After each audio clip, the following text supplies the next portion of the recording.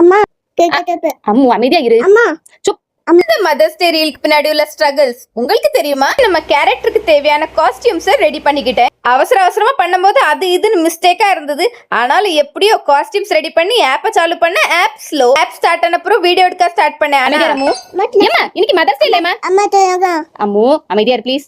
Okay அப்பாட்ட சொல்லிருக்கேன். அப்படா சொன்னதா. பாரு பேசாத.